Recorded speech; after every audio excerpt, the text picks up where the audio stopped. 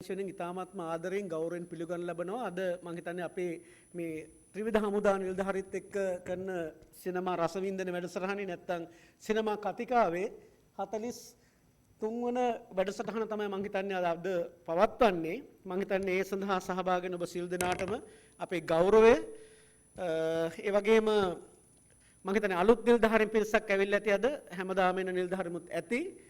කෙසේ නමුත් ත්‍රිවිධ හමුදාපතිතුමන්ලගේ සම්පූර්ණ ආශිර්වාදය මත එතුමන්ලගේ මඟ පෙන්වීම යටතේ යුද හමුදා නිලධාරීන්ගේ මානසික සංවර්ධනය සඳහා අපි ආරම්භ කරන මේ වැඩසටහන අපිට දීර්ඝ ඉතිහාසයක් තියෙනවා රජයේ ප්‍රවෘත්ති දෙපාර්තමේන්තුව විදිහට අපි ක්‍රියාන්විත රාජකාරියදී පවා ඔබ දැනුවත් කිරීම සඳහා ඔබ සමහරට දන්නෙත් නැතුව ඇති ඔබගේ සයිඔප් යුනිට් එක්ක අපි එකතු වෙලා රජයේ ප්‍රවෘත්ති දෙපාර්තමේන්තුව විදිහට ජනමාධ්‍ය අමාත්‍යාංශ විදිහට යුද්ධයක් පවතින වෙලාවෙත් අපි ඔබත් එක්ක බංකර් වලට ගිහිල්ලා චිත්‍රපටි පෙන්නපු ආයතනයක් මේ රජයේ ප්‍රවෘත්ති දෙපාර්තමේන්තුව රජයේ චිත්‍රපටි අංශය ඒක 1994 2000 වෙනකොට යුද්ධය කියන්නේ උච්චතම අවස්ථාවේදීත් අපි ඔබත් එක්ක ඔබට ඒ වෙලාවේ ඇතිවෙච්ච ඔබේ පීඩනයට අපි අම්මාකාරකෙන් ඔබ එක පැත්තකින් උත්තේජනයක් ඔබ යම්කිසි විදිහකට ඉලක්කයකට ඔබ පෙළ ගැස්වීම සඳහා සිනමා භාවිතා කර අනිත් පැත්තෙන් ඔබට යම්කිසි සහනයක් මානසික වශයෙන් ඔබට යම්කිසි රුකුලක් ලබා දීම සඳහා ඔබ සමබර කිරීම සඳහා අපි රාජ්‍ය සංනිවේදන ආයතනයක් විදිහට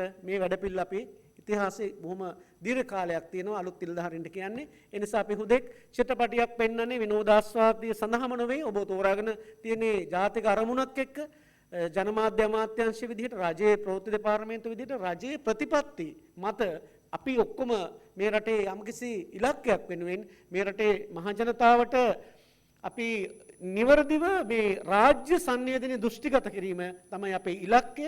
ඒ සඳහා ත්‍රිවිධ හමුදා විශාල කාර්යභාරයක් කරනවා. දැන් තියෙන්නේ පශ්චාත් යුද සමය. පශ්චාත් යුද සමය තුල ඔබේ අභියෝග සහ රටේ අභියෝග කියන්නේ ඒක දෙකක් නෙවෙයි අපි එකක්. ඔබට ඒක අපි නිතරම කියන දෙයක් තමයි අපි මේ කරන හැම දෙයක්ම රටක් විදිහට ලෝකේ යම්කිසි තැනක යම්කිසි සාකච්ඡාවකට බඳුන් වෙනවා. ඒ හැම අවුරුද්දෙම තියෙන මානව හිමිකම් පිළිබඳව ජාත්‍යන්තර කොමිෂන් සභාවලදී අපි පිළිබඳව රට පිළිබඳව ත්‍රිවිධ හමුදාව මානව හිමිකම් ඒ වගේම සාමය සංහිඳියාවට පිළිබඳව යම් කතිකාවන් සාකච්ඡාවන් ආරම්භ වෙනවා. ඒ නිසා අපි දැනුවත් කිරීම ගෞරවනීය මහත්තුරුනි මේක ඇත්තරම අපි රටක් විදිහට රාජ්‍ය ප්‍රතිපත්තිත් එක්ක අනිවාර්යෙන් ඔබත් අපත් අතර මේ සංවාදය තියෙන්න ඕන. මාධ්‍ය විදිහට ඔබට නිවැරදි දැනුම සමාජගත වෙන්න ඕන. ඔබට මේ පිළිබඳව තියෙන ඒ ජාතික අරමුණු වල තියෙන වැදගත්කම ඔබට සංනිවේදනය වුණොත් තමයි මම හිතන්නේ රටක් විදිහට අපිට අපේ ත්‍රිවිධ හමුදාවේ තියෙන ගෞරවය, අභිමානය, විනයගරුක හමුදාවක් කියන එක ලෝකයක් පිළිගන්න ඕන. මොකද ඔබ කරන හැම කටයුත්තක්ම හැම අවුරුද්දකදීම සාකච්ඡාවට බඳුන් වෙනවා. ඒ නිසා නිවැරදි දැක්ම සහ නිවැරදි ඉලක්ක අපි ජාතියක් විදිහට කොහොමද අපි සමබර කරගන්නේ කියන එක තමයි අපේ ওই ජාතික පණිවිඩය ඇතුලේ තියෙන්නේ. ඒ සඳහා අපි ඔබට ගෞරවනීය ආරාධනයක් කරනවා මේක යම් ආකාරයකින් ඔබේ බුද්ධියට ආමන්ත්‍රණය කිරීමක්, ඔබ සංවේදී මිනිසෙක් බවට පත් කිරීමක්, ඔබේ හදවත සහ බුද්ධිය සමබර කරගෙන ඔබ සමාජීය වශයෙන් ජීවිතේ කොහොමද මේක අපි සමාජයක් එක්ක ගනුදෙනු කරන්නේ. යුද හමුදාවක් හෝ පොලිසියක් සමාජයෙන් පරිබාහිරව රාජකාරියක් නෙවෙයි කරන්නේ මහජන අවශ්‍යතාවයක් වෙනුවෙන් ඔබ යම්කිසි ගෞරවනීය රැකියාවක් කරනවා. හැබැයි රැකියාව කරනකොට මිනිස්සු කියන එක මානව ධර්මතා පිළිබඳව ඔබට අමතක කළ නොහැකි. ඒ නිසා ඔබ දන්නා පශ්චාත් යුද සමය තුළ අපි අවුරුදු 2009න් පස්සේ අවුරුදු 14ක් විතර කාල පරිච්ඡේදයක් ගත කරලා තිනවා. තාම අපිට අපේ මූලික ඉලක්ක වලට ගමන් කිරීමේදී අපිට ලොකු ගැටලු මතුවෙලා තියෙනවා. එකක් තමයි සාමය හා සංහිඳියා වැඩපිළිවෙල සාර්ථකත්වයේ තියෙන්නේ මේ රටේ පුරවැසියන්ගේ තියෙන ජාතික ඒකාග්‍රතාවයන්, සංස්කෘතික විවිධත්වයන්, ආගමික අනන්‍යතාවයන්, බහු සංස්කෘතියට නැත්නම් සංස්කෘතික අනන්‍යතාවන් වලට ගරු කරන සමාජයක් ගොඩනගා ගන්න ඒ ත්‍රිවිධ හමුදා සහ පොලිසියෙන් දෙන මානසික සංවර්ධනයේ මිනිසුන්ගේ තියෙන නැත්නම් ඒ ත්‍රිවිධ හමුදා සහ පොලිසියෙන් ලබා දෙන මාර්ගෝපදේශනයන් මිනිසුන්ට හරිය වැදගත් වෙනවා, රටටත් වැදගත් වෙනවා. ඒක තමයි ජාතික පණිවිඩය. හරි, අපි බලමු ඇයි අපි මේ වගේ චිත්‍රපට තෝරාගන්න කියන එක. අපි ඔබට පහුගිය කාල පරිච්ඡේදෙම යුද හමුදාවට වැදගත් වෙන ත්‍රිවිධ හමුදාවට වැදගත් වෙන යම්කිසි ක්‍රියාන්විතයන් පිළිබඳ පළවෙනි ලෝක යුද්ධය, දෙවන ලෝක යුද්ධය, ඒ වගේම දෙවන ලෝක යුද්ධය සහ ඒ වගේම මේ යුද්ධයන් එක්ක බැඳිච්ච රාජ්‍ය පරිපාලනය, ඒ වගේම යුද්ධයන් එක්ක බැඳිච්ච සමාජ අරමුණු, යුද්ධයන් එක්ක බැඳිච්ච සමාජීය වශයෙන් වැදගත් වෙන කරුණු, ඒ වගේ දේවල් අපි සාකච්ඡා කරා. ඒ වගේම ඒවට නායකත්වය දීපු හමුදාපතිවරුන්, යුද නායකයන් සෙම්පතියන් ගැන අපි ඔබට පෙන්නවා. වගේ අපි ගත්තොත් එහෙම දෙවන ලෝක යුද්ධේ ජයග්‍රහණය කිරීම සඳහා එංගලන්තයේ නැත්නම් මිත්‍ර පාර්ශ්වික හමුදාවන්ට නායකත්වය තිබ්බ විල්සන් චර්චිල් වගේ චරිත පිළිබඳ අපි සාකච්ඡා කරා. අපි මේ චිත්‍රපටය පෙන්නුවා. ඒ වගේම ඒ දෙවන ලෝක යුද්ධ සමයේදී හිට්ලර් වැනි මිනිසුන්ව නැත්නම් ලෝකේ හිට්ලර් වැනි දරුණු චරිතයක් විවේචනයට ලක් කරපු, විචාරයට ලක් කරපු, හාස්‍යයට ලක් කරපු චාලි චැප්ලින් වගේ අධ්‍යක්ෂකවරුන්ගේ ද ග්‍රේට් ඩික්ටේටර් වගේ චිත්‍රපටය අපි නැරඹුවා. ඒ වගේම ජුලියස් සීසර් වගේ එක පැත්තකින් මහා ඇලෙක්සැන්ඩර් මේ වගේ කතා පුවත් එක්ක යුද්ධයක් හා බැඳිච්ච බොහෝ කරුණු කාරණා අපි සිනමා කෘතියක් රස විඳීම තුළ අපි දැනුමක් වර්ධනය කරගත්තා. අද අපි ඔබට පෙන්වන්නේ බොහොම ලෝකේ ඇත්තරම නැරඹිය යුතු, සාකච්ඡාවට බඳුන් කර යුතු මහා චරිතයක් වෙච්ච එක පැත්තකින් ඔහු මුළු ලෝකයක් ඔහුගේ අරමුණ වෙනුවෙන් 1939 සිට 45 දක්වා මුළු ලෝකෙම හොල්ලපු මිනිසාගේ අවසාන පැය දෙක තුල, අවසාන පැය පහ තුල, අවසාන පැය දවස් දින දෙක තුල බර්ලින් කියන බර්ලින් නගරේ ඔහුගේ භූගත බංකරයක් තුල ඔහු සහ ඔහුගේ සමීපවතම තමන්ගේ බිරිඳ විදිහට හිටපු නැත්නම් පෙම්වතිය, එහෙම නැත්නම් තමන්ගේ අනියම් බිරිඳ, ඔහුගේ හිටපු යුද සෙම්පතියන් එක්ක ඔහු ගත කරපු සංවේදී අවස්ථාව තමයි මේ ඩවුන්ෆෝල් චිත්‍රපටයෙන් පෙන්වුම් කරන්නේ. loss of the power. ඒ කියන්නේ මෙච්චර ලෝකයේ මිලියන 5.5ක් යුදවුවන් ඝාතනය කරපු, ඒ වගේම මිලියන 19ක් 20ක් වගේ ප්‍රමාණයක් ලෝකයේ මිනිස් ජීවිත විනාශ කරපු, මිලියන 30කට විතර ලෝකයේ අලාභ කියන්නේ මිනිස් ජීවිතවලට වගේම මිනිසුන්ට දේපල අහිමි කරලා, මිනිසුන්ගේ ජීවිත අහිමි කරලා, මිනිසුන්ට යුද්ධය නිසා පීඩාවක් ගෙන දීපු මේ ආඥාදායක පාලකයාගේ අවසාන හෝරා කීපය බොහොම සංවේදී විදිහට ඔහු ගත කරපු ආකාරය පිළිබඳ නිරූපණය කරන චිත්‍රපටයක් තමයි ඩවුන්ෆෝල් කියන චිත්‍රපටය. මේක ඉතාමත්ම ජනප්‍රිය සිනමා කෘතියක්. ලෝකයේ ඔහුගේ අපි දෙවන ලෝක යුද්ධයේ හිට්ලර් ගැන හදපු චිත්‍රපටි වලින් මම හිතන්නේ වැඩි කතා බහට ලක් චිත්‍රපටයක් තමයි මේ චිත්‍රපටය. ඉතින් අපි උත්සාහ කරන්නේ අපි අර ලෝක නායකයන් පිළිබඳව ඔබට බොහොම දේශපාලනික වශයෙන් උත් චර්චිල් වගේ චරිතයක ඔහු ඇත්තටම සෙම්පතියෙක්. ඔහු ඇත්තටම චර්චිල් වගේ චරිතයක් ගත්තාම ඔහු ආරක්ෂාව පිළිබඳව හමුදාවේ හිටපු නිලධාරියෙක්. ඔහු හැබැයි ඔහුගේ වයස ඔහුගේ ගත්තොත් එහෙම ඔහුගේ වයෝවෘද්ධ කාල පරිච්ඡේදයේ ඔහු ජනමතයකින් නැත්නම් අපි බ්‍රිතාන්‍ය පාර්ලිමේන්තුවේ ඔහුට ලොකු බහුතරයක් තිබ්බ නැතුව ඔහු ඉතාමත්ම අභියෝගකාරී තත්ත්වයන් තුළ රටේ අගමැතිවරයා කළා. ඒ යුද්ධේ ජයග්‍රහණය කිරීම සඳහා චර්චිල් වැනි දැවැන්ත චරිතයක් නිර්මාණය වීමටත් මේ කියන චරිතය වැදගත් වුණා මහත්තුරුනි. මේ හිට්ලර් කියන මේ කියන යම් අපි ගත්තොත් එහෙම ඔහු සෙම්පතියා. මේ හිට්ලර් කියන සෙම්පතියාගේ ක්‍රියාදාමය වැදගත් වුණා චර්චිල් වගේ චරිත බිහි වෙන්න. ඒ වගේම ලෝකයේ ඇමරිකාව වගේ රටවල් වල යම්කිසි එතනින් දෙවන ලෝක යුද්ධයෙන් පස්සේ ඇතිවෙච්ච මේ වර්තමානයේ අපි මුහුණ දෙන සියලුම ගෝලීය අභියෝගයන් මම හිතන්නේ මේ හිට්ලර් කියන කෙනාගේ යම්කිසි ඔහුගේ බැරකම් කියන්නේ ඔහු ලෝකෙට දාපු අදහස් ටික නිසා දෝ කියන එකත් යම්කිසි විදිහට කතිකාවක් ගොඩනගා ගන්න පුළුවන්. මොකද 45න් පස්සේ දෙවන ලෝක යුද්ධයෙන් පරාජයෙන් පස්සේ මිත්‍රපාර්ශ්වික හමුදා සහ ලෝකයේ ඇතිවෙච්ච නව බල අධිකාරීන්, ඒ කියන්නේ අපි ගත්තොත් එහෙම මේ අපි ගත් බයිපෝලාර් සිස්ටම් එක, කියන්නේ මේ ඇත්තටම රුසියාව සහ ඇමරිකාව වගේ බල කේන්ද්‍ර දෙකක් නිර්මාණය වීම සහ ඒ තුල ඇතිවෙච්ච ප්‍රතිවිපාක ලෝකෙට ඇතිවෙච්ච බලපෑමත් මම හිතන්නේ මේ වගේ චරිතයක් නිසාම වෙන්න ඇති අපිට අධ්‍යයනය කිරීමට හැකි වෙන්නේ. නිසා හිට්ලර් කියන චරිතය තාම වැදගත්. අපි බලමු මේ කවුද හිට්ලර් කියන්නේ කියලා. ඔහුගේ ඇත්තටම ඕස්ට්‍රේලියානු ජාතිකයෙක්. ඔහු එක කාල පරිච්ඡේදයක ඔහුගේ හිට්ලර්ගේ ජීවිතය ගත්තොත් එහෙම ඉතා කුඩා කාලේ හිට්ලර් කියන මේ චරිතය නිර්මාණය වෙන්න ඔහුට යම්කිසි විදිහට ඔහු මේ තරම් කූර පාලකෙක් වෙන්න, ඔහු මේ තරම් දරුණු මිනිසෙක් වෙන්න ඔහුට බලපෑපු කරුණු කාරණා යුද්ධයක්මද, ඔහුගේ අරමුණු ඉලක්ක මේ තරම් මෙහෙවන්න ඔහුට බලපෑමක් කරේ යුද්ධයමද, එහෙම නැත්නම් ඔහුගේ යුද මානසිකත්වයක් සහ කූරත්වයක් මිනිසෙකුට ගොඩ නැගෙන්න බලපාන සමාජ විද්‍යාත්මක කාරණා, මනෝවිද්‍යාත්මක කාරණා හේතු තියෙනවද කියන එක අපි අවධානය යොමු කරන්න ඕනේ.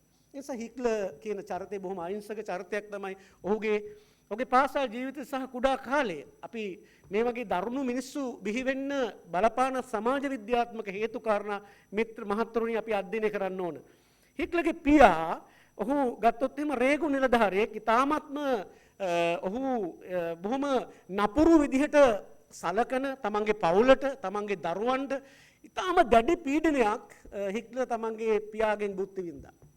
ඔහුගේ කුඩා කාලෙදී මම හිතන්නේ ඒකයි දැන් අපි බොහොම අපි බලාපොරොත්තු වෙනවා අපේ සමාජානෝචන ක්‍රියාව තුළ අපිට ඉතාමත්ම වැදගත් මේකගේ තමයි පවුල. ඒ නිසා පවුල සහ පවුල් සම්බන්ධතා තුළ ඇතිවෙන බිඳවැටීම සමාජයකට කොහොමද බලපාන්නේ? ඒකට හොඳම උදාහරණය තමයි ඇඩෝල්ෆ් හිට්ලර් කියන චරිතය.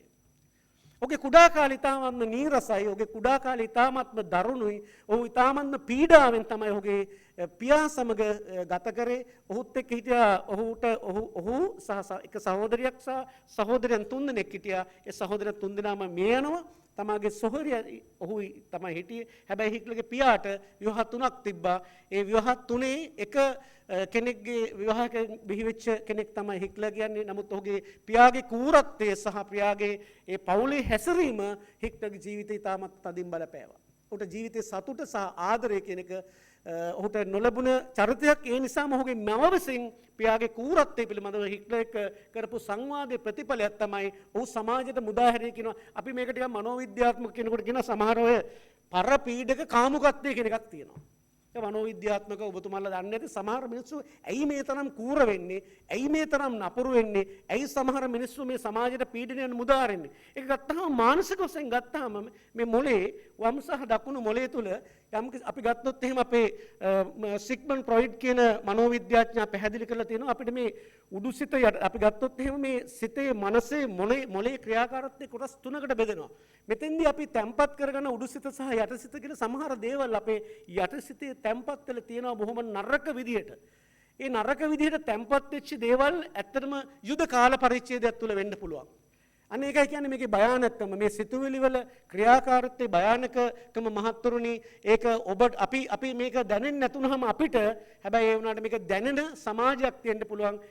දැනෙන වින්දිතව ඉන්න පුළුවන්. පොලිසිය පීඩනය වෙන්න පුළුවන්. ග්‍රාම නිලධාරිගේ පීඩනය වෙන්න පුළුවන්. මම තව උදාහරණයක් කියන්නම්. ඔබ දන්නවා සියලු දෙනාම අපි නිතරම කියන කතාවක් තමයි මේ රටේ බැද්දේගම කියන නවකතාව.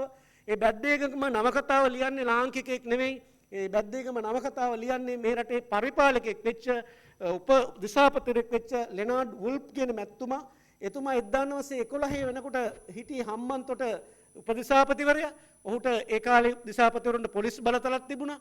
ඔහු ඉන්නකොට ඔහුට දැනෙච්ච දිසාපති කාර්යාලයට එන මහජන පෙස්සන් මහජන පැමිණිලි ගත්තාම මේ අපේ රටේ ග්‍රාම නිලධාරී ක්‍රමයේ තුල අපේ රටේ ගම්සභා ක්‍රමයේ තුල මිනිස්සුන්ට වැඩිම පීඩනයක් දීලා තියෙන්නේ ගම්සභාපතිවරු.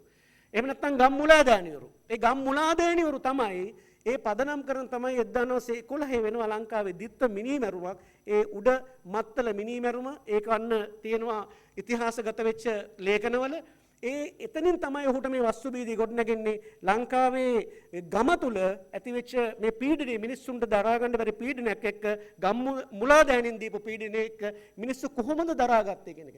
මෙන්න මේක ඔහු ඉතා නරක කියන්නේ ඔහු මේ ලංකාවේ ඇතුලේ තිබ්බ මේ ගම්සභා ගම් මුලාදෑනි ක්‍රමයේ තිබ්බ කියන්නේ ඒක පරපීඩක කාමුකත්වයක් කියලා කියන්න පුළුවන් එක පැත්තකින්. මොකද මේ ගම්වල මිනිස්සු ගන්නේ බැද්දට ගිහිල්ලා. ලස්සන ගමේ ගෑණියෙක් හිටියොත් අනිවාර්යෙන්ම මේ ගම්මුලාදෑනියගේ ග්‍රහණයට ඒක බලන්න පුළුවන්. අර භව දුක සහ භව කර්ම චිත්‍රපටය බලන්න ඕගොල්ලෝ ඒ පරපීඩක කාමුකත්වයේ තියෙනවා. අනිවාර්යෙන් ගමේ අහිංසක කියන්නේ නිර්ප්‍රභූවාදය සහ ප්‍රභූවාදය පිළිබඳ ලංකාවේ ප්‍රශ්නයක් තියෙන එක ඉන්දියාවේ තියෙනවා. ඒක ලෝකේ හැම වහල් සමාජයකම මේක තිබුණා. මෙන්න මේවත් එක්ක තමයි මේ චරිත නිර්මාණය වෙන්නේ. සමහර ඒවා අපි අමතක කරනවා. සමහර මිනිස්සු මේවා ක්‍රියාත්මක කරනවා. Tamanට වෛරය පරිගැනීම මේ සියල්ලක්ම ගන්නේ මෙන්න මේ සිතුවිලි වල තියෙන බලයෙන්. හිට්ලර්ගේ කුඩා කාලයත් ඔහුට තදින්ම බලපෑවා. ඔහුට ඒ බලපෑම එසේ නොවන්න හිට්ලර් කියන පුද්ගලයාට ඒ බලපෑම එසේ නොවන්න ඔහුට තිබුණා ඉතාමත් හොඳ චිත්‍ර ශිල්පය පිළිබඳ දැනුමක්. ඔහු හොඳ චිත්‍ර ශිල්පියෙක්. ඔහුට ආසාවක් තිබ්බ චිත්‍ර ශිල්පියෙක් වෙන්න. ඔහුට ආසාවක් තිබුණා මේ ෆාදර් කෙනෙක් වෙන්න ඔහුට ආසාවක් තිබ්බ ෆාදර් කෙනෙක් වෙන්න ඔහුගේ මම බලාපොරොත්තු වුණා කවදා හරි දවසක මෙයා ෆාදර් කෙනෙක් වෙයි කියලා. එතකොට මේ දුෂ්ට කූරමතම විදිහට ලෝකෙට අර පීඩනයේ මුදා හැරපු මිනිසාගේ ළමා කාලය තුල ඔහු හොඳ සෞන්දර්යවාදියෙක් බවට පත් වෙන්න පරිවර්තනය වෙන්න ඉඩ තිබ්බා මහත්තුරුනි. නමුත් ඔහු එහෙම පරිවර්තනය නොවෙන්න බලපෑපු එකම හේතුව තමයි අර තමාගේ පියා සහ පවුල අතර තිබ්බ ගැටුම. එනිසා අපි ගොඩක් වෙලාට මේ මෑත භාගයේදී ඇෆ්ගනිස්තානයේ යුද්ධයේ වෙලාවේදී ඇමරිකානු සොල්දාදුවෝ දසදහස් ගාණක් ඒ යුද්ධෙට සහභාගී වුණා. ඒ යුද්ධෙට සහභාගී වෙච්ච සොල්දාදුවෝ ඒ යුද්ධෙන් හමාර කරලා තමන්ගේ පවුල් එකට ජීවත් වෙනකොට ඔවුන්ට ඇති වෙන මානසික වශයෙන් ලොකු ගැටණයක්. ඒක ඔබතුමාලා බලන්න අධ්‍යයනය කරලා බලන්න එයාගේ ජීවිත පවුල් වල සිඳ ගන්නවා. ඒකට හේතුව තමයි දීර්ඝ කාලයක් Taman ක්‍රියාන්විත රාජකාරිවල ඉඳලා යම්කිසි පීඩනයක් එක්ක සොල්දාදුවෙක් සහ යුද හමුදා නිලධාරියෙක් සිටීම තුළ ඔහු සාමාන්‍ය ජීවිතයට ගියා පස්සෙත් ඔහුට එවැනි සමහර වෙලාවට ඔහුට පීඩනය දරා ගන්න බැරි තත්ත්වයක් මානසික වශයෙන් ඔහුට ආතතින් ගන්නාවක් ඇති වෙනවා. මේක තමයි අපි මේවා කියන්නේ මේවා ටිකක් ඇත්තටම අධ්‍යයනය කළ යුතු විෂයන් කියලා. එනිසා එහෙම කෙනෙකුට ඇති වෙන්න පුළුවන්. ඒකයි අපි ඔබත් එක්ක මේ සංවාදය කරන්නේ. මේ කියන ඩිසෝඩර් එක අපි හරියට අඳුනාගත්තේ නැත්නම් ඒකේ ප්‍රතිඵලය සමාජයට ඉතාමත්ම බරපතල විදිහට නපුරු විදිහට යනවා. අන්න ඒකයි අපි පාලනය කරගන්න ඕනේ. හැමෝටම මේ වගේ පොඩි ඩිසෝඩර් එකක් තියෙනවා. ඒක ඉතාමත්ම වැඩි වෙන්න පුළුවන් මනෝවිද්‍යාත්මක විදිහට ගත්තොත් එහෙම ඒක වැඩි වුණොත් තමයි ඒක වැඩි වුණොත් එහෙම අවියත් දරන කෙනෙකුට ඒකේ ප්‍රතිඵලය ඉතාමත්ම භයානක වෙන්න පුළුවන්. එනිසා අපි කවුරුත් කියනවා නම් හිට්ලර් වගේ මිනිස්සු බිහි වෙන්න ඕන කියලා. අපි කියනවා සාමයේ සඳහා සහ මානව දයාව සහිත ලෝකේ ප්‍රාර්ථනා කරන නැවත එහෙම හිට්ලර් කෙනෙක් බිහි නොවේවා කියලා. නමුත් හිට්ලර් කියන පුද්ගලයා ඔහුගේ කුඩා කාලේ ඉතාමත් හොඳ එවැනි පුද්ගලෙක් නෙවෙයි. එහෙනම් කොහොමද ඔහු මේ තත්ත්වයට නිර්මාණය වුණේ? ඔහුට ඒ තත්ත්වයට බලපෑපු සමාජ හේතුව අර පෞල් සමත්තා තුළ බිඳගත්ත ඒ කියන්නේ ඒ ඔහුට කුඩා කාලේදී ලැබිච්ච නොලබුණු ආදරය සහ රැකවරණය සහ පියෙකුගේ ලැබිච්ච සෙනෙහස උට වඩා වැඩි වුණා නම් එවැනි චරිතයක් ලෝකෙට බිහි නොවන්න ඉඩ තිබුණා. එහෙමනම් කතා කරන්නේ හිට්ලර් වගේ චරිතයක් එක්ක ඔහු ප්‍රාර්ථනා කරපු ඔහු අපේක්ෂා කරපු අර ෆාදර් කෙනෙක් වෙන්න පියතුමෙක් වෙන්න අපේක්ෂාවෙන් හිටපු හිට්ලර් හොඳ චිත්‍ර ශිල්පියෙක් වෙන්න සෞන්දර්ය ඔහු ගියා ඉගෙන ගන්නත්. ඔහු ඉගෙන ගන්න ගියා සෞන්දර්ය චිත්‍ර කලාව පිළිබඳව. ඔහු එහෙම වුණා නම් එහෙම අපි කතා කරන්නේ ලෝකේ සමහරට ඔහු ප්‍රසිද්ධ චිත්‍රකරුවෙක් හෝ ඔහු ලෝකෙටම ආදර්ශමත් නායකයෙක් වෙන්න තිබුණා. මෙන්න මෙතන තමයි මේ ගැටුම අපි තේරුම් ගන්න ඕනේ මහත්තුරුනි. මෙන්න මේ නිසා අපි කෙනෙකුගේ චිත්ත ආවේගයන් පිළිබඳව මානසික පීඩනයන් පිළිබඳව අපි සරලව සමාජෙ හිතන්න හොඳ නැහැ. හැම මිනිස්සෙකම තියෙන මෙන්න මේ පීඩනය අපි ගෙදර වෙන්න පුළුවන්. අපිට නිතර පීඩනයක් එන්න පුළුවන් සමග ගෙදරි. ඒ කෙනාගේ සමාජ හැසිරීම ඩිසෝඩර් එකක් වෙනවා.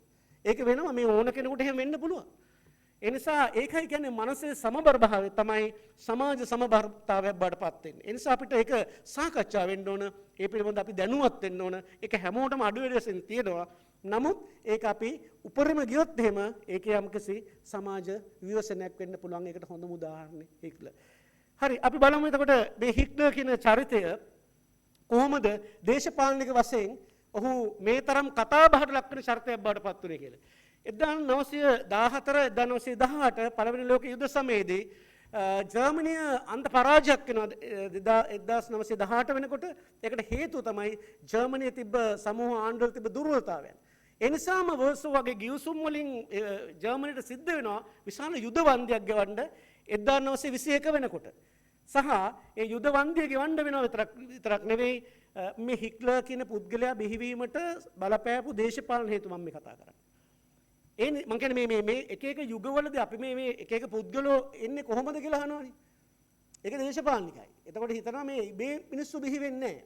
දැන් හිට්ලර්ලා වගේ මිනිස්සු ප්‍රාර්ථනා කරන්නේත් එහෙම ඒකට සමාජාර්ථක දේශපාලන හේතු තියෙනවා. අන්න ඒ හේතු අපි කළමනාකරණය කරගන්න ඕන. එහෙම නැත්නම් අර වගේ අර ඩිසෝඩර් එකක් තියෙන එක ටක් ගාලා එන්න පුළුවන්. ඒ නිසා ඔහුට එහෙම වුණා ජර්මනියේදී. ජර්මනිය වෙනකොට වැටුණා. යුද වන්දියක් ගෙව්වා. යුද වන්දිය ගෙවන ගමන්ම ආර්ථික අවපාතයක් ආවා. ඒ වගේම ජර්මනියේ බොහෝ ප්‍රදේශ ප්‍රංශයට වගේ ගෙවන්න සිද්ධ වුණා. ප්‍රංශය අල්ලගත්තා. ඒ කියන්නේ ජර්මනියේ භූමිය ගොඩක් තිබ්බේ වෙනත් රටවලට. මොකද ඒ යුද්ධේ පරාජයත් එක්ක හිටපු පරිපාලනයට බැරුණා.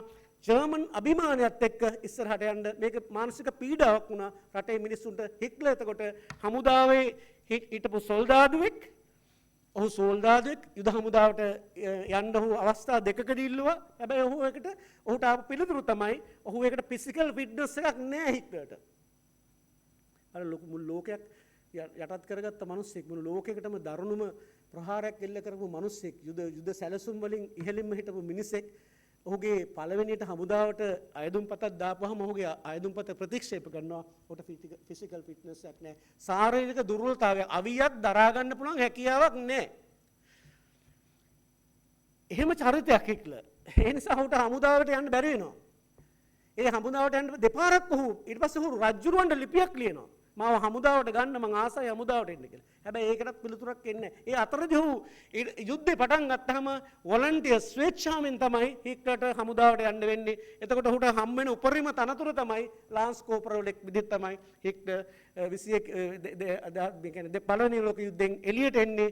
Tamanට හැබැයි ඒ වෙලාව කාල පරිච්ඡේදයේ ලාන්ස් කෝපරවලෙක් වුණත් ඔහු යුද්ධෙදී 3-4 පාරක් තුවාල ලබනවා. ඔහුගේ එක පාරක ඇස්සන්දත් වෙන්න යනවා. ඊට පස්සේ ඔහුට පදක්කම් වගේක් හම්බ වෙනවා. ඒ ලාන්ස් කෝපරල් කියන තනතුරේ ඉඳන් ඔහුගේ යුද්ධයේ තිබ්බ යම්කිසි වීර ක්‍රියාවිතයන් සම්බන්ධයෙන් ඒ කියන්නේ අර පදක්කම් කුරුසේ කියන ඒ කියන්නේ ක්‍රොස් මේ මෙඩල් වගේක් හම්බ වෙනවා. ඒ හම්බ වෙන්නේ අත්‍තරම රණකාමීත්වයේ සහ ඔහුගේ තිබ්බ කැපවීමට. එහෙම අරගෙන තමයි හිට්ලර්ට හම්බ වෙන මේ අහඹ සිදුවීමක් වෙනවා. හිට්ලර්ට හම්බ වෙනවා මේ යුද්ධ වෙලාවේදී ඔහුට අපි කියන්නේ අර මේ එක පැත්තකින් මේ යම්කිසි බුද්ධි තොරතුරු ගැනීම සඳහා දේශපාලන පක්ෂවල ක්‍රියාකාරීත්වය අධ්‍යයනය කරන්න ඔහුට රාජකාරී වශයෙන් පැවරෙනවා. ඔහුට යම්කිසි රාජකාරියක්. ඒ වෙනකොට ජර්මන් කොමියුනිස්ට් පක්ෂය කියන්නේ ඒ වෙනකොට තිබ්බ පක්ෂයේ ඉතාම ඩොලර් 2යි තිබ්බේ පක්ෂෙට. ඒ පක්ෂය පිළිබඳ තොරතුරු රහස් තොරතුරු අධ්‍යයනය කරන්න හිට්ලර්ට පැවරෙනවා. හිට්ලර්ට විතරක් නෙමෙයි, එහෙම ඔහුගේ රෙජිමන්ට් ඔහු පාබල හමුදාවක හිටපු කෙනෙක්. 16 වෙනිම පාබල හමුදාවේ තමයි හිටියේ. ඒකේ තුලින් ඔහුට රාජකාරී වශයෙන් පැවරෙනවා. ඒ පක්ෂවල තියෙන දේශපාලනික රහස් හොයන්න කියලා. ඔහු මේ පක්ෂය බලනවා, කොමියුනිස්ට් පක්ෂය බලනවා. ඒක සම්ප්‍රදායික පක්ෂයක්. ඔහු ඒ පක්ෂයේ තොරතුරු හෙවපුවම ඒ පක්ෂයට මූල්‍ය වශයෙන් ස්ථාවරයක් නැතුව ඩොලර් 2ක ගිණුමක් තියෙන පක්ෂයක්. ඔහු දැනගත්ත මේ ක්‍රියාකාරීත්වය තා දුර්වලයි. දුර්වලම පිරිසක් තමයි මේක ඇතුළේ ඉන්නේ. ඔහු හමුදාවෙන් ආවෙන් පස්සේ එළියට ආවෙන් පස්සේ ඔහු අර පක්ෂ සමාජිකත්වයට ඉලනවා. මට මතක හැටියට 55 වෙනි සමාජික අංකය තමයි ඔහුට ලැබෙන්නේ. එතනින් එහාට පටන් ගන්න ඔහු දක්ෂයෙක්. ඊටාම දක්ෂයෙක්. ඔහු දැනගත්ත මේ දුර්වල සම්ප්‍රදායික පක්ෂ සහ කොමියුනිස්ට් වාමාංශික පක්ෂවල ක්‍රියාකාරීත්වය සහ හිටපු නායකයන්ගේ තිබ්බ දුර්වලතාවය ඔහු අධ්‍යයනය කරා. ඒ අධ්‍යයනය කරපුවාම හිට්ලර් ඊටාම හොඳ චතුර කතකේ.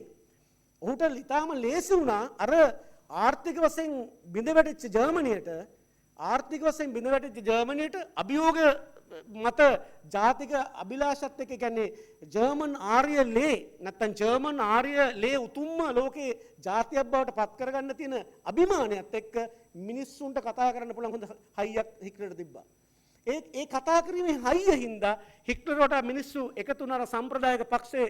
ඔහු ජාතික සමාජවාදී පක්ෂයේ විදිහට මේ කොමියුනිස්ට් පක්ෂයේ විදිහට ඔහු වෙනස් කරා නම ඒ වෙනස් කරලා ඔහුට අවශ්‍ය විදිහට හිට්ලර් ලෝකේ බොහෝ වෙලාවට ඔහුගේ පක්ෂය නිර්මාණය කරා ඔහුගේ මතවාදයත් එක්ක. ඒ මතවාදය තමයි නාස්තිවාදය. නාස්තිවාදය කියලා කියන්නේ ඔහුට ඒ කියන්නේ ජර්මන් විතරයි ලෝකේ උතුම්ම ජාතිය තමයි ඒ කියන්නේ ජර්මන් ආර්යයන්. ඔවුන්ගේ ලේ තමයි උතුම්ම ලේ. ඒ නිසා ඒ වගේම යුදෙව්වෝ සමුල ඝාතනය කරන්න ඕන. යුදෙව්වන් පිළිබඳව ඔහුගේ වෛරයක් තිබ්බා. ඒක තමයි නාස්තිවාදයේ තිබ්බ මූලධර්මවාදයේ තිබ්බ භයානකම දේ. එහෙන්දා මිලියන 5.5ක් මිලියන 6ක් විතර ඔහු ලෝකේ ඝාතනය කරේ යුදෙව්ව ඝාතනය කරේ අන්නේ සිතුවිල්ල චේතනාව තිබ්බ හින්දා. ඒ නිසා නාස්තිවාදයේ තුල කොහොමද ජර්මනිය තුල හිට්ලර්ට තිබ්බ දේශපාලන නායකත්වයේ හිට්ලර්ට ඒකරාශී වුණේ කියන එක ඔහුගේ දේශපාලන නායකත්වයේ සහ දර්ශනය පිළිබඳව කතා කරන්න ඕන දෙයක්. මම තා කෙටියෙන් කියන්න යන්නම්. ඊළඟ පියවර එහෙම තමයි ඔහු බලය අල්ලගත්තා. හොඳ දක්ෂ කතිකෙක් වෙච්ච ගමන්ම සම්ප්‍රදායික දේශපාලනේ තිබ්බ වයෝවෘද්ධ දේශපාලනේ තිබ්බ දුර්වලතා මේක ලෝකේ හැම තැනම වෙනවා. යම් කිසි කෙනෙකුට අධ්‍යයනයක් කරොත් එහෙම ඒ සම්ප්‍රදායික දේශපාලනය තුළ Taman කොහොමද නායකයෙක් වෙන්නේ කියන එක හිට්ලර්ට හොඳ අරමුණක් තිබ්බා, ඉලක්කයක් තිබ්බා. ඒක ජයග්‍රහණය කරා. ඔහු 1927 ඡන්ද දෙනකොට ආසන 12යි දිනුවේ. ඉන්පස්සේ ආසන 107ක් දිනාගෙන ලක්ෂ 60ක ජනතාවගේ ජනවරමක් එක්ක ප්‍රජාතන්ත්‍රවාදී නායකයෙක් විදිහට ජර්මන් චාන්සලර්වරයා වෙනවා. එතකොට ඔහු දක්ෂ කතෙක්. ඔහු හැබැයි 1923 දී රජයේ පෙරළීමේ කුමන්ත්‍රණයක් මත අත්අඩංගුවට ගන්නවා. මාස 6ක් විතර ඔහු 1924 නැවත සිරගෙන් නිදහස් වෙනවා. ඉන්පස්සේ ජාතික දේශපාලනයේ වැදගත්ම චරිතයක් හිට්ලර්. ඔහුගේ නැස්සිවාදයේ කියන්නේ කොච්චර බරපතල වුණාද කියනවනම් ඔහුගේ සංකල්ප ඔබ අපි දකිනාද අර රාජ්‍ය නායකයෙකුට පිටිපස්සෙන් එන අර කොඩි පේලිය ජාතික ගදය මුලින්ම ලෝකයේ ප්‍රදක්ෂණාත්මකව ප්‍රචාරක වැඩපිළිවෙලක් විදිහට ගත්ත පුද්ගලයා තමයි හිට්ලර්. අපි ඒකට කියනවා ඔහුට හිටිය හොඳ ප්‍රචාරක ඇමති කෙනෙක්. ඔහුට අපි කියනවා ගොබෙල්ස් කියලා. ආචාර්ය ගොබෙල්ස් තමයි ඔහුගේ න්‍යාය ආචාර්යවරයා. ඔහු තමයි ප්‍රචාරක කටයුතු පිළිබඳ හිට්ලර්ගේ උපදේශකයා වුණේ. ඔවුන් දෙදෙනා තමයි මුළු නස්සිවාදයක් කරා ලෝක ජන මතයක් එක මතයකට මුළු ජර්මනියම එක හඬින් හිට්ලර් පසුපස ගමන් කරේ කිසිදු බාධාවක් නැතුව. ඒ තිබ්බ ඔහුගේ දෘෂ්ටිවාදයේ ජනගත කිරීමේ ප්‍රචාරක උපක්‍රමය අපි කියනවා ගොබෙල්ස් වාදය කියලා. කියන්නේ නිතර තමන්ගේ ජනතාවට යම් බොරුව සමාජගත කරමින් තමන්ගේ ජාතික අරමුණක් වඩා ඒකරාශී කිරීමේ දෘෂ්ටිමය කියන්නේ අපි ගත්තොත් එහෙම දෘෂ්ටිවාදී හැකියාවක් තිබ්බා හිට්ලර්ට. ඒක තමයි ජර්මනි ඔහු ජයග්‍රහණය කරේ. හරි. එතනින් එහාට ඔහු 33 ඉඳලා ඔහු 39 දක්වා ජර්මනියේ චාන්සලර්වරයා. පස්සේ ඔහු ජනාධිපතිත් වෙනවා. ඒ විතරක් නෙවෙයි ඔහු ප්‍රජාතන්ත්‍රවාදයට තිත තියෙනවා. ප්‍රජාතන්ත්‍රවාදයේ අකුලා දාන ඔහු විසින්ම වෙනත් පිරිසක් යොදවලා ඔහු ජර්මනියේ පාර්ලිමේන්තුවට ගිනි තියනවා. ඒ තමයි හිට්ලර්ගේ වැදගත්ම දේ. ප්‍රජාතන්ත්‍රවාදයෙන් ඇවිල්ලා ප්‍රජාතන්ත්‍රවාදයේ අකුලා දමමින් ඉන්පස්සේ ඔහු පෝලන්තේ ඔහු ඊට පස්සේ දැන් පර්සියාව ආක්‍රමණය කරනවා. හංගේරියාව ඒ ඔක්කොම බෝඩර් එකේ තියෙන රටවල් ඒ කාලේ ඔහුත් පර්සියානු ජාතිකයෙක්. ඔහු තමාගේ පියත් එක්ක වෛරයෙන් හිටපු කෙනෙක්. තමාගේ පියත් එක්ක දැඩි වෛරයක් තිබ්බා හිට්ලර්ගේ හිතේ තැම්පත් වෙලා. ඒ නිසා පියාට රිදවීම සඳහා පියාට වෛර කිරීම සඳහා ඔහු හැම දෙයක්ම ඔහුගේ කුඩා කාලෙත් ඒකම තමයි. කියන්නේ යුදෙව්වන් ඝාතනය කිරීම පීඩනත් කියන්නේ පීඩාව සමාජයට මුදා හැරීම මේ සියල්ලක්ම පියාගේ වෛරයේ ජයග්‍රහණය කියන්නේ ඔහුගේ හිතේ තිබ්බ දේ ජයග්‍රහණය කරන්න සහ පියාට එරෙහිව කටයුතු කිරීමේ චේතනාවම තමයි තිබ්බේ. ඒ නිසා පර්සියානු ජාතිකයෙක් විදිහට ඔහු හිටියට ඔහු ඉපදුනාට ඔහු ජර්මන් ජාතික ගීය වාදනය කරා. ඒකට හේතුවත් කියන්නේ ජර්මන් ජාතික ගීය තමයි ඔහු කියුවේ. ඒකට හේතුව තමයි තමන්ගේ පියත් එක්ක තිබ්බ වෛරය පරිමහගත්ත ජර්මනියට ආදරය කළා. මෙන්න මේ වගේ කතා පුවතක් තමයි මේ හිට්ලර්ගේ චරිතය. මම හිතන්නේ ඔබට මම මේ මෙතරම්ම කිව්වේ ඔබ හමුදා නිලධාරීන් හින්දා මොකට වැදගත් වෙනවා හින්දායි මම මේ ඔහුගේ දේශපාලනය සහ නායකත්වය ගැන මෙච්චර කතා කරේ. ඒ වගේම එතනින් එහාට ඔහු හිට්ලර් ජර්මන් චාන්සලර්වරයා වෙලා ජනාධිපතිවරයා ඊට පස්සේ පෝලන්තය ආක්‍රමණය කළා. ඔහුගේ 1939 පෝලන්තය ආක්‍රමණය කරවෙන් පස්සේ ඔහුට ඒ වෙනකොට තිබ්බ කිසිම කෙනෙක් 39 වෙනතුරු මෙහි පෝලන්තය ආක්‍රමණය කරන තෙක් මිත්‍ර පාර්ශ්විකයන්ගෙන් ඔහුට වෙනත් කිසිම බලපෑමක් ආවේ නැහැ. ඒ නිසාම තමයි ඔහුට පුළුවන් වුණේ ඔහුගේ යුද සැලැස්ම ඒ වෙනකොට නාවික හමුදා ශක්තිය අතින් ඉතාමත් බලගතුව තිබ්බ ජර්මනිය. මොකද නාවික හමුදා ශක්තියක් වැඩි වෙනකොට ලෝකේ යුද්ධ ඇති වෙන්න පුළුවන්. මොකද ඒවා බොහෝ රටවල් පාවිච්චි කරන්න ඔබ මට වඩා ඔබ ඒ විෂය ගැන දන්න හින්දා මම ඒවා කියන්නේ නැහැ. මම හිතන්නේ හිට්ලර්ටත් තිබ්බේ ඒක තමයි බොහෝ අත්හදා බැලීම් කිරීම සඳහා ඔහු 39 දෙවන ලෝක යුද්ධය ආරම්භ කරා පෝලන්තය ආක්‍රමණය කළා. ඒ විතරක් නෙවෙයි ඔහු හංගේරියාව පර්සියාව මේ සියලුම ජර්මන් ජනතාව වෙන් කරලා ඔහු බෙදුවා. බෙදලා ඒ තමන්ගේ ජර්මන් කියන ඒ කියන්නේ ජර්මන් කියන භූමිය ඔහු ලෝකයේ ඉතාමත්ම බලගත් භූමියක් බවට ක්‍රමෙන් ඔහු එක්තරා ආකාරයකින් ප්‍රංශය ආක්‍රමණය කරනවා. ප්‍රංශයේ පැරිස් නුවර දක්වා ඔහු යනවා. ඒ වෙනතෙක් ඔහුට බාධාවක් ආවේ නැහැ. නමුත් ඔහුගේ බාධාව පැමිණීමට හේතුව මහා ඇලෙක්සැන්ඩරුත් පරාජය වෙච්ච රුසියාව ආක්‍රමණය කිරීම සඳහා තමයි ඔහුගේ ජීවිතේ දරුණුව පරාද වෙන්නේ. 39 සහ 44 දක්වා කාලය තුල ඔහුට රුසියාවෙන් එක්ක ඔහු තිබ්බ ගනුදෙනුව සහ රුසියාවම යුද පැත්තෙන් අධ්‍යයනය නොකිරීම හේතුවක් එක්ක තමයි හිට්ලර්ට පරාජයේ පළවෙනි සෙවනැල්ල ඇති වෙන්නේ. ඒ වෙන විට ඇත්තටම 39 වෙදී විශේෂයෙන්ම කියන්න ඕන ඇමරිකාව මේ යුද්ධයට අවතීර්ණ වෙලා තිබ්බේ නැහැ. ඒ සඳහා ඔහුට කියන්නේ එක පැත්තකින් මහා බ්‍රිතාන්‍යයට ඒ තිබ්බ තර්ජනය ඇමරිකාවට තිබ්බේ නැහැ. ඇමරිකාවේ ෆර්ල් වරාට ජපානයේ බෝම්බ දැමීම හේතු කොටගෙන තමයි ඇමරිකාව යුද්ධයට අවතීර්ණ වෙන්නේ. ඒත් ඒක අධ්‍යයනය කළ යුතු දෙයක්. ඒක යම්කිසි විදිහක යුද රහසක් සහ ඒ උපක්‍රමයක් හින්දා වෙන්න ඇති ෆර්ල් වරාට බෝම්බ දැම්මේ බෝම්බ දාන කොටත් එච්චර හානියක් සිද්ධ වුණේ නැහැ. ඒ නිසා ලෝකයේ යුද්ධ විශ්ලේෂකයන් ඔය දෙවනි ලෝක යුද්ධයේ ඇතිවෙච්ච පසුබිම් විශ්ලේෂණය කරනකොට ඒවා ප්‍රශ්නාර්ථ තියලා විග්‍රහ කරන දෙයක් මම එතෙක් ගැඹුරට යන්න කැමති නැහැ. ඒ නිසා හිට්ලර් කියන චරිතය 1900 විශේෂයෙන්ම 39 සිට 45 ඉඳලා හිට්ලර් ගොඩනැගිලා ඔහුගේ පරාජය වෙන්නේ 1945 අප්‍රේල් මාසේ 20 සහ අප්‍රේල් මාසේ 20 සිට 30 දක්වා ඔහු හිටපු බර්ලිනේ භූගත බංකරය ඇතුලේ ඇතිවෙච්ච සිදුවීම තමයි මේ චිත්‍රපටයේ තේමාව. මේ චිත්‍රපටයේ නැරඹීමේදී ඔබට පැහැදිලි වෙයි.